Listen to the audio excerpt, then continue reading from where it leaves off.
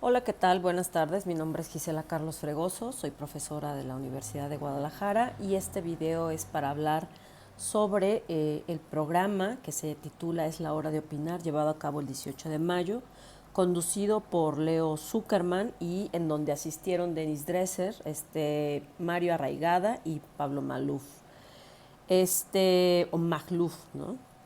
Eh, y bueno, el tema central fue el racismo, particularmente si existía alguna diferencia o cuáles eran las diferencias, similitudes entre el racismo de Estados Unidos y el racismo en México.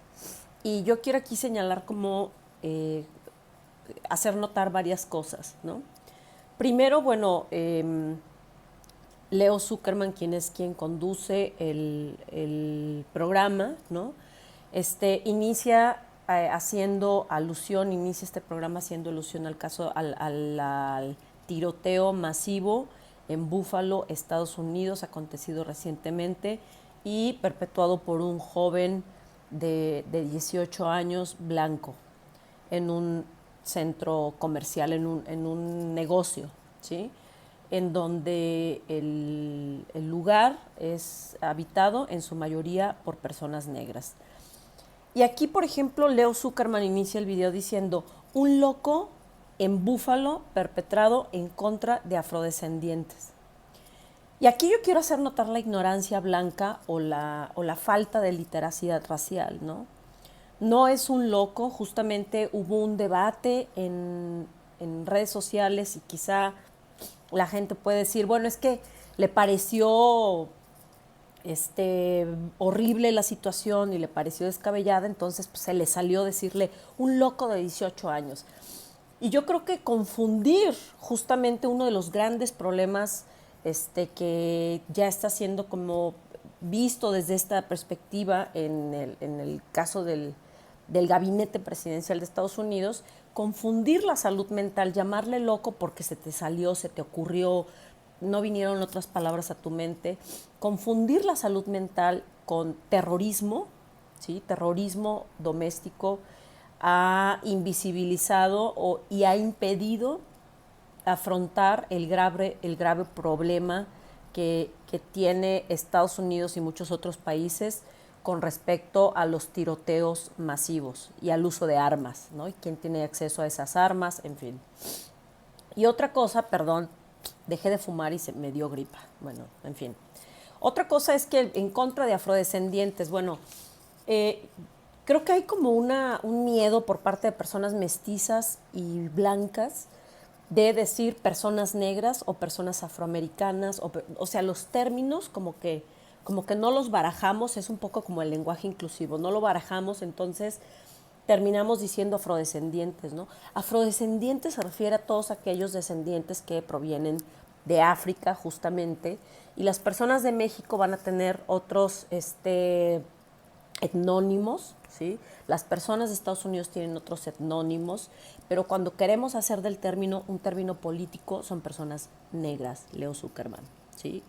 Este, Quizá tienes los recursos para leer, comprarte los libros y leer a Franz Twain, quizá tienes los recursos y también el acceso, ¿sí? Para leer a muchísima gente que ha hablado al respecto y sobre las políticas del nombrarse. Entonces, bueno, así inicia el programa, ¿no? Diciendo que es un loco, y confundir esta cuestión de salud mental, ¿no? Cuando se tratan crímenes cometidos por personas blancas, se hace alusión a la salud mental y no justamente a un problema histórico y estructural, ¿no? Posteriormente dice, sí, bueno, es que en Estados Unidos es un problema sistémico y no sé si en México lo es, porque, es decir, pareciera como que retrocedimos 50 años y estamos en las discusiones de cuál racismo es más grave, ¿sí? Primero habla Denis Dresser, luego Arraigada, ¿no? María Arraigada, y después este señor Pablo Magluf, que es como el mestizaje reloaded, perdón, totalmente. Eh, y, y creo que una de las cosas, por ejemplo, en ese orden, como se expresan, una de las cosas que argumenta esta periodista Denise Dresser es que nosotros en México, ¿no? En un habla en plural, ¿no? Estamos disputando si hay racismo, y estamos como, ¿no? En esas discusiones. Y yo creo que aquí que es importante un poco apelando a Djamila Ribeiro, esta intelectual y activista brasileña negra, hay que ver el lugar de habla, ¿no? O sea, ¿quiénes están disputando si hay racismo o no? Las instituciones, ¿sí? Y muchas de las instituciones están a manos de personas mestizas y blancas en el país, en México. Y son esas personas las que están diciendo, ay, creo que quizá deberíamos de tener una conversación sobre racismo. Cuando eso las personas indígenas, las personas afromexicanas, las personas afrodescendientes, las personas negras, morenas, ya lo saben. O sea, cuando decimos de que apenas estamos disputando o discutiendo en México las cuestiones de racismo, bueno, ¿según quién? ¿Según quién? ¿No? Creo que llegamos tarde, yo como una persona mestiza, creo que llegamos tarde a la conversación, de hecho, ¿no? Bueno, cuando habla este señor, Mario Arraigada, como que hay esta tendencia, o sea, el posicionamiento me parece a mí, mi lectura de Mario Arraigada es que en los dos países hay racismo y que los dos es grave, ¿no? Está bien, digo, no es descubrir el agua tibia, está bien. Cualquier racismo es grave, ¿no? Así sea microrracismo. Pero aquí el tema es que seguimos enfrascados en que en Estados Unidos está la supremacía blanca, ¿sí? Y como aquí no tenemos supremacía blanca, pues entonces no hay problema. Y yo creo que eso es un error. Porque si bien no tenemos la supremacía blanca, puesto que en Estados Unidos hubo un racismo segregacionista y aquí hubo un racismo en contextos de mestizaje, por eso los contextos son distintos, el tipo de racismo es distinto, ¿sí? No quiere decir que no sea grave aquí en México, ¿no? Recordemos el genocidio lento del cual han sido víctimas no solamente las poblaciones indígenas, sino también las personas mestizas pobres, que al envenenarles al envenenarles los ríos o quitarles los ríos, quitarles el agua, les cortas esto, los desplazas, entonces ocurre un genocidio lento, ¿no? Ahí está el ejemplo, por ejemplo, de los yaquis al norte del país, que han sido víctimas de un genocidio continuo desde el siglo XIX, de manera sistemática, ¿no? El desplazamiento de indígenas del sur del país, por ejemplo, que es otra forma de genocidio lento, o bien, si bien no tenemos ese tiroteo masivo, no tenemos esos tiroteos masivos que tienen en Estados Unidos, pues sí tenemos las matanzas de Acteal, las matanzas de Aguas Blancas y una cifra bastante preocupante de desaparecidos, que es otra forma de genocidio, ¿no? Que son hombres jóvenes, hombres pobres, o de clase trabajadora, ¿no? Y creo que enfocarnos solamente en la supremacía blanca es un distractor, ¿no? Un poco como menciona Mónica Moreno Figueroa, esta socióloga mexicana que trabaja en la Universidad de Cambridge, que es un distractor, ¿no? Que para no pensar el racismo y la gravedad del racismo aquí en México. Y bueno, Pablo Magluf, ni qué decir, ¿no? Hace una apología del mestizaje, ¿no? Ha sido bastante, sus palabras han sido bastante sonadas en las redes sociales, como nunca nos hemos organizado por razas, por lo tanto, eso es muy interesante, ¿sí? Como nunca nos hemos organizado por razas, dice él, tampoco vienen a cuenta términos como privilegio blanco o fragilidad blanca. Y aquí es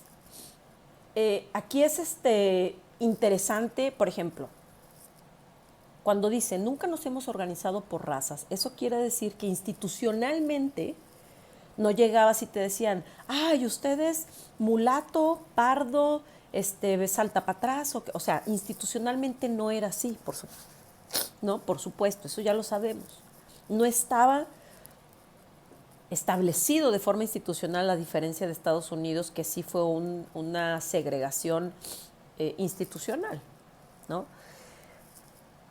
Y el argumento de él, de este señor, Pablo Magluf, es que como no era institucional, ¿sí?, tampoco aplican categorías analíticas. Fragilidad blanca es una categoría de Robin DiAngelo.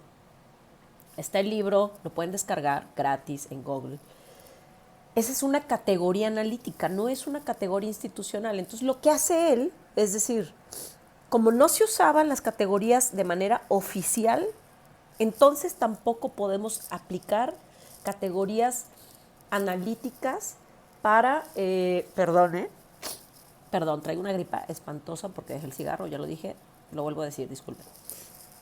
Su argumento es que tampoco podemos usar categorías para analizar el privilegio. Y eso es bien tramposo. Fíjense cómo opera, cómo defender al mestizaje es como una serpiente que se muerde su cola, ¿no? Defiende al mestizaje, dice, como no fue oficial, o sea, no llegabas a una oficina y te decían, oiga, ¿usted es salta para atrás o qué? A ver, compruébelo, su certificado de salta para atrás. Claro que no, pero eso no quiere decir que la opresión racial no existía, ¿sí? Eso se le llama que había otras gramáticas. El hecho de que no existían las palabras no quiere decir que la práctica no existía. Tenemos ahorita, por ejemplo, antes de existir jurídicamente la categoría de feminicidio, eso no quiere decir que no existían los feminicidios. Pablo Magluf, por favor, por Dios, ¿no? Tanto privilegio para que no te sirva para nada, caramba, ¿sí? Regla básica de lingüística, ¿sí? Y sí, efectivamente, él menciona, bueno, a varios historiadores, entre ellas Pilar Gonzalo de Aispuro, que tiene unos libros muy buenos. Pueden buscarlos, googleenlos, son gratis, y si no, los pueden comprar o los pueden clonar. Su trabajo es muy bueno. Y efectivamente existían otras categorías como, bueno, honor y que apelaban a la clase, ¿no? Calidad, por ejemplo. Pero esas categorías justamente eran otras gramáticas para nombrar lo racial, ¿sí? O sea, el hecho de que no existían, por ejemplo, de manera muy reciente se ha estudiado en el caso mexicano desde instituciones como la COPRED, CONAPRED, el INEGI de forma más reciente, ha usado estas categorías raciales, ¿no? O etnónimos que apelan a lo racial para saber cómo es la opresión que se da en México, ¿sí? Y esto de la academia gringa, bueno, esa es una consecuencia del proyecto racial de mestizaje, que parte del componente es un sentimiento antigringo que fomenta justamente, que alimenta el nacionalismo. E incluso este señor, y ya con esto termino, dice, este señor Pablo Magluf dice que yo no sé si en realidad podemos hablar propiamente de racismo en México. Y esto, tanto que ha estudiado la gente, tanto que nos hemos arañado, y hay una generación antes, ¿no? La primera generación que comenzó a hablar del tema, Alicia Castellanos, Olivia Gall, Jorge Gómez Izquierdo, tanto que se han arañado estas personas para poner sobre la mesa el tema de racismo, para que venga una persona, Juan Botas del Espacio, o sea, Pablo Magluf, y diga, pues yo no sé si de veras podemos hablar de racismo en México. O sea, es 5 pasos para adelante y 7 para atrás, en serio. O sea, es fatal, es muy desafortunado ese comentario, y es muy desafortunado que esa gente tenga estos foros, ¿sí? Y bueno, ya, es todo. Bye.